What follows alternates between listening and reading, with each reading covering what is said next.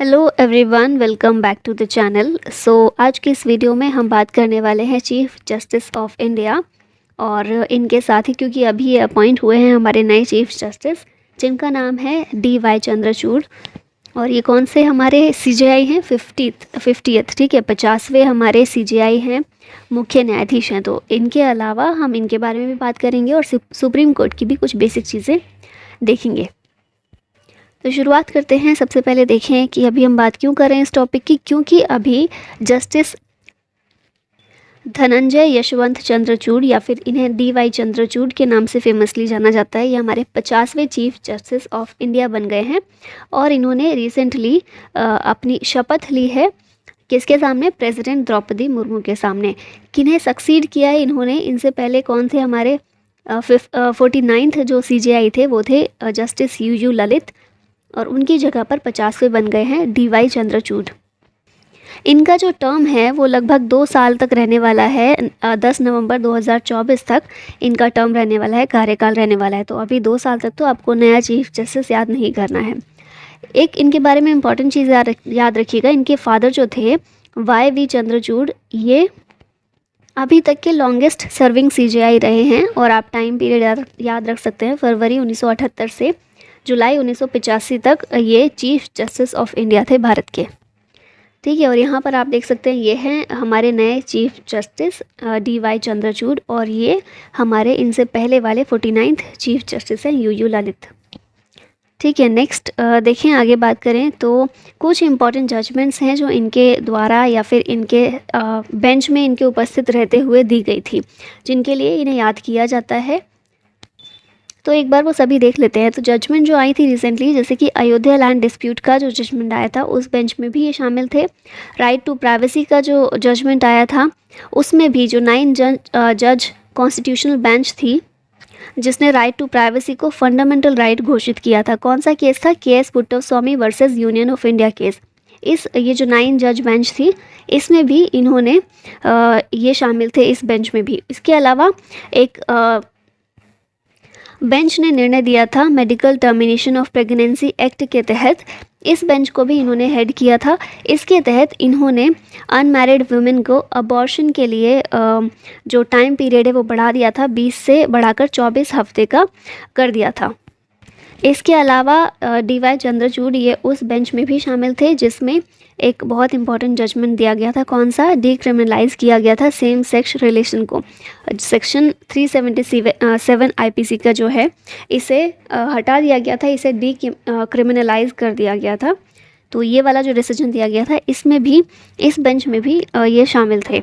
इसके अलावा कुछ और हैं 1-2 इम्पॉर्टेंट, जैसे कि आधार स्कीम की वैलिडिटी, सबरीमाला इशू को लेकर, या फिर permanent commission for women officers in the armed forces. इन सभी चीज़ों के जो डिसीजन आए थे सुप्रीम कोर्ट के, उसमें भी ये शामिल थे। और इसके अलावा कोविड-19 क्राइसिस के टाइम पर जो सुप्रीम कोर्ट के द्वारा नेशनल क्राइसिस के तौर पर इस पेंडेमिक को घोषित किया गया था, इसमें भी ये शामिल थे। ये भी जो बेंच थी जिसने नेशनल क्राइसिस घोषित किया था, इसे DY चंद्रचूड़ ने ही हेड किया था। अभी चलिए सुप्रीम कोर्ट के बारे में कुछ बेसिक चीज़ें देखते हैं। तो सबसे पहले सुप्रीम कोर्ट का जो प्रोविज़न है संविधान में, अगर बात करें कहाँ पर है, पार्ट 5 में आर्टिकल 124 से 147 के बीच दिया गया है।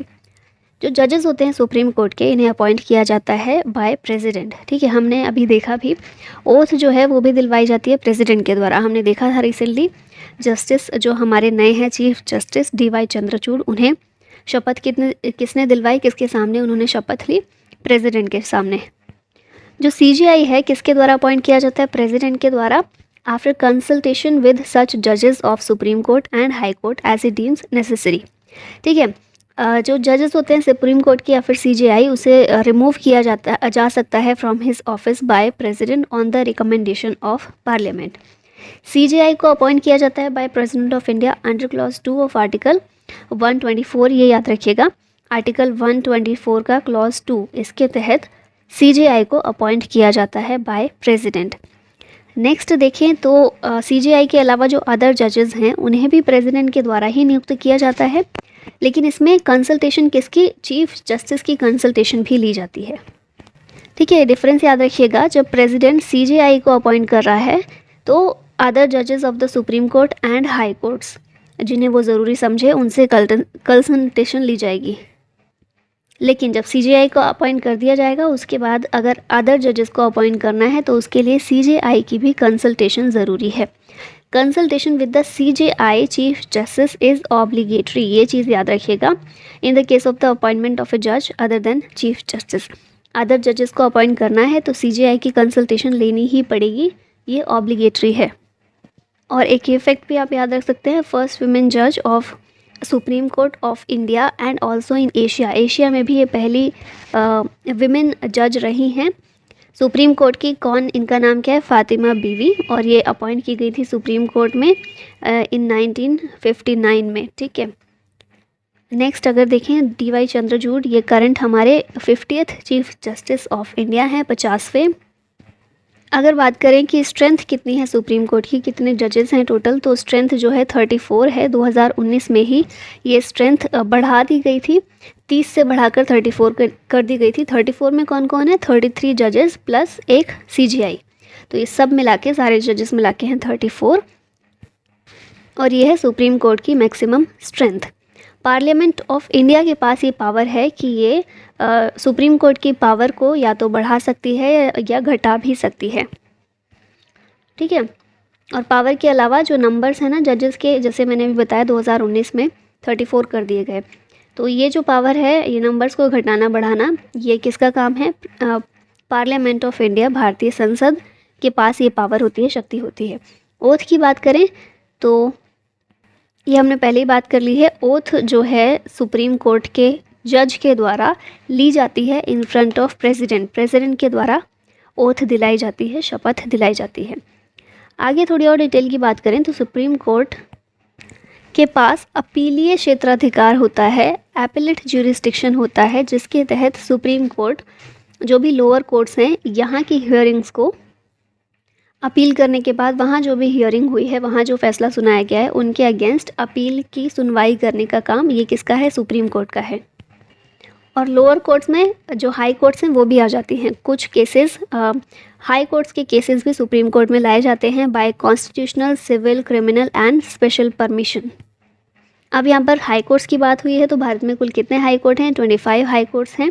6 हाई कोर्ट ऐसे हैं जिनका कंट्रोल है ओवर मोर देन 1 स्टेट और यूटी, क्योंकि 25 हाई कोर्ट हैं हमारे यहाँ, राज्य कितने हैं और यूटीज़ कितने हैं, 28 राज्य हैं और 6 यूटीज़ हैं, तो इन सभी को मिला के ज़्यादा हाई कोर्ट्स होने चाहिए थे, लेकिन 25 हाई कोर्ट्स हैं। इसका मतलब कि ऐसे कई सारे स्टेट्स और यूटीज़ हैं जिनका ज्यूरिसडिक्शन किसी एक ही हाई कोर्ट के पास है। ठीक है, तो ऐसे कितने हैं, 6 ऐसे हाई कोर्ट्स हैं। और अगर हम बात करें यूनियन टेरिटरीज़ की तो दिल्ली इकलौता ऐसा यूनियन टेरिटरी है जिसका अपना एक हाई कोर्ट है।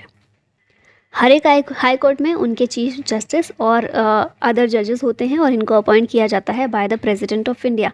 हाई कोर्ट के हैं लेकिन अपॉइंट कौन करता है, प्रेसिडेंट करता है। नेक्स्ट अगर बात करें, कॉन्स्टिट्यूशन ने जज का टेन्योर फिक्स नहीं किया। जैसे हमने देखा अभी पीछे यूयू ललित जो थे, रिसेंटली ही अपॉइंट हुए थे, उनका कार्यकाल समाप्त हो गया। अभी डीवाई चंद्रचूड़ आए हैं, इनका कार्यकाल थोड़ा सा लंबा जा रहा है, 2 साल है। कुछ का थोड़ा और भी जा सकता है, थोड़ा और लंबा हो सकता है, कुछ का और छोटा हो सकता है, केवल कुछ महीनों का हो सकता है, 9-10 महीनों का भी।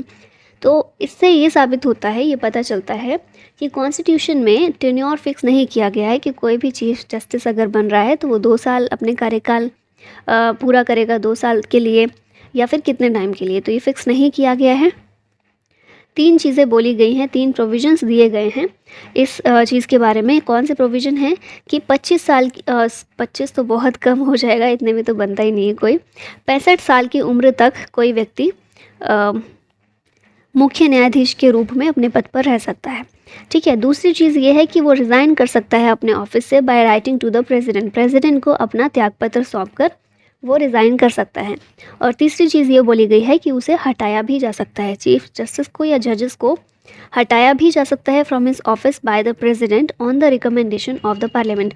क्योंकि हमने प्रेसिडेंट में ये देखा है कि प्रेसिडेंट कोई भी जो काम करते हैं वो उनकी खुद की मर्ज़ी का नहीं होता, अपने विवेक से वो निर्णय नहीं लेते हैं, वो बाध्य होते हैं वो काम या वो फैसले लेने के लिए जो उन्हें पार्लियामेंट करने को कहती है। पार्लियामेंट का मतलब पूरी पार्लियामेंट से नहीं है, यहाँ प्रेसिडेंट जो है बेसिकली प्रधानमंत्री और उनकी मंत्री परिषद की सलाह पर काम करते हैं।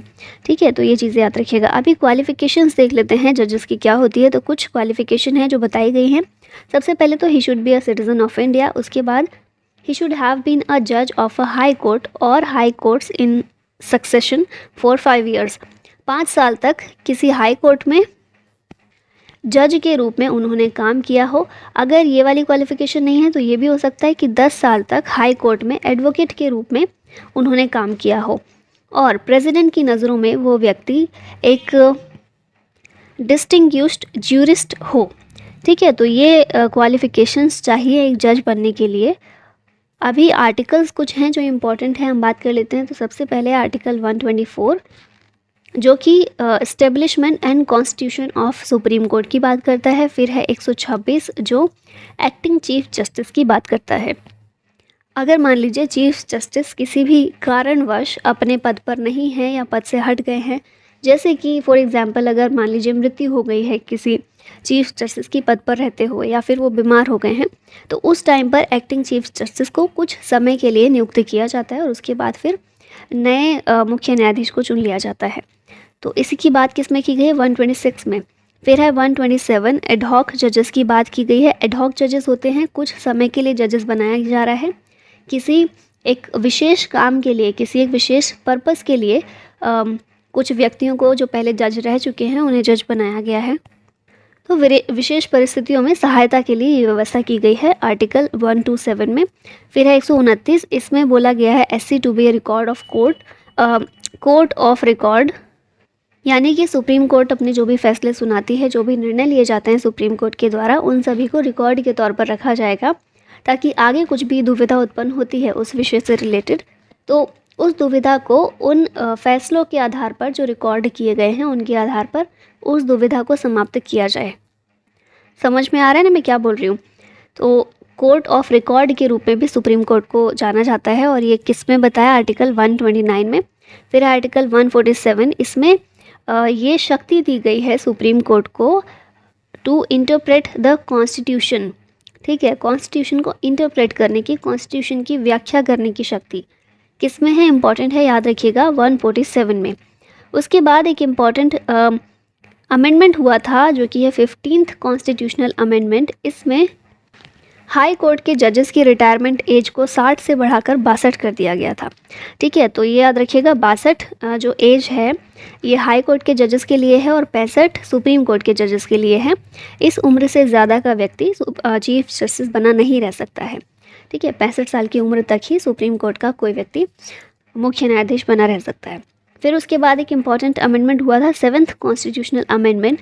इसके द्वारा हाई कोर्ट में एडिशनल और एक्टिंग जजेस की अपॉइंटमेंट का प्रोविज़न किया गया था।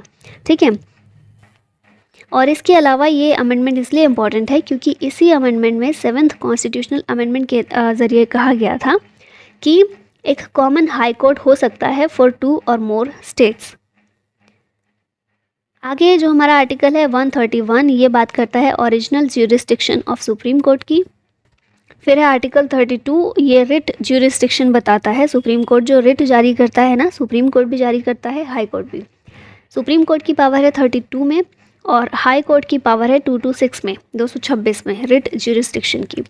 फिर है आर्टिकल 143, ये बहुत ज़्यादा न्यूज़ में रहता है। इसमें बताया गया है power of president to consult the supreme court. Supreme court से किसी भी विषय को लेकर, कोई भी न्यायिक विषय है, जुडिशियल कोई मैटर है, उसको लेकर प्रेसिडेंट कंसल्ट कर सकते हैं सुप्रीम कोर्ट से। फिर है 226, ये तो मैंने बता ही दिया, रिट जारी करने की हाई कोर्ट की पावर। अभी आ जाते हैं अपने क्वेश्चंस पर। तो पहला प्रश्न है, भारत के सर्वोच्च न्यायालय की स्थापना कब हुई थी? When was the supreme court of India established? तो ये एस्टेब्लिश हुआ था 26 जनवरी 1950 को। नेक्स्ट क्वेश्चन है, भारत का जो सुप्रीम कोर्ट है, सुप्रीम कोर्ट ऑफ इंडिया, ये अस्तित्व में कब आया था? तो ये अस्तित्व में आया था 28 जनवरी 1950 को। अब आप कहेंगे सेम ही बात तो थी, स्थापना हुई, अस्तित्व में आया, लेकिन डिफरेंस क्या है वो अभी समझते हैं। तो सुप्रीम कोर्ट ऑफ इंडिया जो है ये इस्टेब्लिश हुआ था सबसे पहले under the regulating act of 1773। 1773 का रेगुलेटिंग एक्ट ब्रिटिश काल में जब भारत एक उपनिवेश था उस समय पर इसकी स्थापना हुई थी। ये जो है रेगुलेटिंग एक्ट ऑफ 1773, इसने इस्टेब्लिश किया था एक supreme court at fort William, Calcutta. कहाँ पर? फोर्ट विलियम में। और जब भारत में संविधान लागू हुआ 26 जनवरी 1950 को, उसके 2 दिन बाद supreme court came into being, ये याद रखिएगा, 28 जनवरी 1950। और फिर जब हमारा सुप्रीम कोर्ट अस्तित्व में आया उसके बाद हमारे पहले CJI कौन थे, चीफ जस्टिस कौन थे? HJ कानिया। इनका नाम आपने याद किया ही होगा। ये जो सुप्रीम कोर्ट का इनॉग्रेशन हुआ था, कहाँ पर हुआ था? Chamber of princess in the parliament building which also housed India's parliament consisting of the council of states and house of people. जो हमारी पार्लियामेंट बिल्डिंग है ना, वहाँ पर सबसे पहले सुप्रीम कोर्ट की स्थापना की गई थी, इनॉग्रेशन किया गया था। और वहाँ क्यों इनॉग्रेशन किया गया था? क्योंकि जो 1773 का रेगुलेटिंग एक्ट था ना, उसके तहत सुप्रीम कोर्ट का गठन किया गया था। सबसे पहले फोर्ट विलियम कलकत्ता में हुआ था, लेकिन बाद में 1937 में क्या किया गया, फेडरल कोर्ट ऑफ इंडिया जो था, जिसे सुप्रीम कोर्ट के रूप में ही देखते हैं, चैम्बर ऑफ प्रिंसेस जो हमने देखा ना पीछे, पार्लियामेंट ऑफ इंडिया में जो है ये चैम्बर ऑफ प्रिंसेस, यहाँ पर ये लेकर आया गया था। तो जो सुप्रीम कोर्ट की बैठक होती थी, जो फेडरल कोर्ट ऑफ इंडिया इसकी बैठक होती थी, यहाँ होती थी। कब तक हुई? 12 साल तक हुई, 1937 से 1950 तक। तो जब तक सुप्रीम कोर्ट की अपनी बिल्डिंग नहीं बन गई तब तक चैम्बर ऑफ प्रिंसेस में ही सुप्रीम कोर्ट की जो सभा है वो लगती थी। सुप्रीम कोर्ट का एक तरह से होम था वो, इसीलिए यहाँ पर इसका इनॉग्रेशन किया गया था। आज़ादी से पहले जो सुप्रीम कोर्ट प्रॉपर स्टैब्लिश हुई, उससे पहले फेडरल कोर्ट ऑफ इंडिया और judicial committee of the privy council था। तो इन दोनों को ही रिप्लेस करके क्या बना दिया गया? सुप्रीम कोर्ट 28 जनवरी 1950 को। और पहली प्रोसीडिंग ये कब हुई थी? 28 जनवरी 1950 को एट 9:45 AM। नेक्स्ट क्वेश्चन है, भारत के मुख्य न्यायाधीश की नियुक्ति कौन करता है? Who appoints the chief justice of India? हमने बहुत अच्छे से देखा है, प्रेसिडेंट ऑफ इंडिया के द्वारा ही किया जाता है। सर्वोच्च न्यायालय के न्यायाधीश के रूप में नियुक्त व्यक्ति को अपने कार्यालय में प्रवेश करने से पहले जो शपथ या प्रतिज्ञान लेना होता है, जो ओथ लेनी होती है या फिर जो एफर्मेशन लेनी होती है, वो किसके सामने लेता है? तो इसकी भी हमने बात की थी, प्रेसिडेंट के सामने लिया जाता है। और अगर प्रेसिडेंट वहाँ पर नहीं है उस समय, तो उनके द्वारा जो भी पर्सन अपॉइंट किया गया है उसके सामने। उच्चतम न्यायालय का न्यायाधीश निम्नलिखित को लिखकर अपने पद से त्यागपत्र दे सकता है। त्यागपत्र किसे देता है? रिज़ाइन। ये भी हमने देखा था, प्रेसिडेंट को जो हमारे जजेस हैं सुप्रीम कोर्ट के, वो रिज़ाइन देते हैं। किसके अधिकार क्षेत्र में राज्यों के उच्च न्यायालय सीधे भारत की न्यायिक प्रणाली में आते हैं? Under whose jurisdiction the high courts of the states directly fall in the judicial system of India. तो सुप्रीम कोर्ट होगा इसका आंसर। हमने पहले देखा था कि एपेलेट ज्यूरिसडिक्शन किस में सबसे टॉप पर कौन है, तो वो हमारा सुप्रीम कोर्ट है, जहाँ हाई कोर्ट के भी फैसले चैलेंज किए जा सकते हैं। भारत के प्रथम मुख्य न्यायाधीश कौन थे? इनका नाम है हरीलाल जे कानिया या फिर HJ कानिया। ये हमारे पहले मुख्य न्यायाधीश थे। कब थे? 14 अगस्त 1947 से 26 जनवरी 1950। और इसके अलावा M पतंजलि शास्त्री, ये हमारे second chief justice of India थे। सर्वोच्च न्यायालय का न्यायाधीश किसे लिखकर अपने पद से इस्तीफा दे सकता है? रिज़ाइन किसे देते हैं? तो ये हमने बात कर ही लिया, रिपीट हुआ है क्वेश्चन, प्रेसिडेंट को। सुप्रीम कोर्ट किस अनुच्छेद के तहत रिट जारी कर सकता है? रिट की पावर हमने देखी थी, ये है 32 सुप्रीम कोर्ट के लिए और 226 हाई कोर्ट्स के लिए। सर्वोच्च न्यायालय का मुख्य न्यायाधीश बनने के लिए उच्च न्यायालय में कितने वर्षों का कार्य अनुभव आवश्यक है? तो ये हमने देखा था कि 5 साल तक जज के रूप में काम करना चाहिए और 10 साल तक एडवोकेट के रूप में। अभी क्योंकि ऑप्शन में 5 साल नहीं दिया हुआ है और हमें क्वेश्चन में क्लियरली बताया नहीं है कि किसके बारे में पूछ रहे हैं, अनुभव जज के रूप में अनुभव पूछ रहे हैं या वकील के रूप में। तो इसीलिए हम ऑप्शंस पर जाएंगे, तो 5 क्योंकि नहीं है ऑप्शन में, तो आंसर होगा 10 साल। 10 साल तक प्रैक्टिस किया हो कोई व्यक्ति वकील के रूप में हाई कोर्ट में। भारत के सर्वोच्च न्यायालय में न्यायाधीशों की संख्या बढ़ाने की शक्ति किस में निहित है? ये भी हम बात कर चुके हैं, पार्लियामेंट में शक्ति निहित है और न्यायाधीशों की संख्या बढ़ाने के लिए। और अभी फ़िलहाल कितने हैं मैक्सिमम स्ट्रेंथ? 34, 33 + 1।